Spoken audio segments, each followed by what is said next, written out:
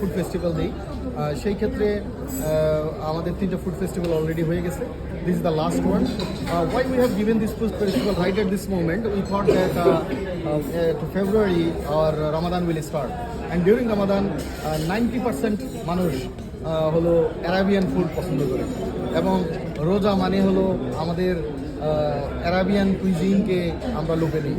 সেই হিসেবে আমরা উই থট যে অ্যারাবিয়ান ফুড ফেস্টিভ্যাল আমরা করব, এবং এই ফুড ফেস্টিভ্যালের সবচেয়ে আকর্ষণীয় বিষয় হলো আমাদের ক্যামেল মিট আর উটের মাংস, আমরা যেটাকে বলি।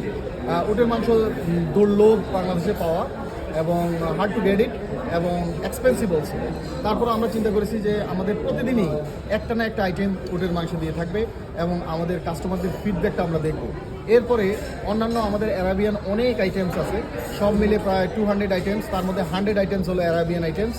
অন্যান্য আমাদের লোকাল কুইজিন আছে অনেক, আমাদের জাপানিজ কুইজিন আছে, ইন্ডিয়ান অ্যান্ড এশিয়ান কুইজিন আছে, বিকজ আমাদের 5 স্টার হোটেলে আপনারা জানেন যে কাস্টমাররা different kind of customer demography থেকে আসে।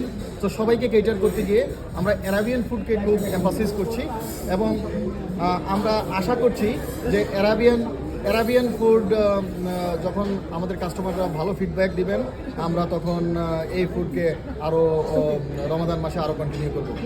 আরেকটা কথা হলো, আপনারা জানেন স্প্যানিশ পাইয়া, আপনি যদি এখন মেক্সিকোর কথা বলেন টাকোস। সো বাংলাদেশি এরকম ফুডের মধ্যে আমি দেখি বাংলাদেশি হিলসা ফিশ, কিন্তু it is very tough to eat hilsa by foreigner, কারণ হলো এর মধ্যে বোন থাকে। So what we have done, আমরা এই বাংলাদেশি কুইজিনকে কীভাবে সারা বিশ্বের কাছে প্রসিদ্ধ করতে পারি, সেজন্য আমরা বোনলেস হিলসা করছি, আমরা কোপ্তা করছি, চিতল মাছের কোপ্তা, যেগুলো আমাদের একদম local, authentic and the best item to the world. So আমরা এইসব আইটেমগুলোকে আমরা কিন্তু, আপনারা জানেন আমাদের কাস্টমার বেজ হলো, রুম কাস্টমার ইজ 99% ফরেনার, এবং আমাদের ফুড অ্যান্ড বেভারেজে প্রায় 40% ফরেন কাস্টমার থাকে। So they are eating this and they will take this taste to their country.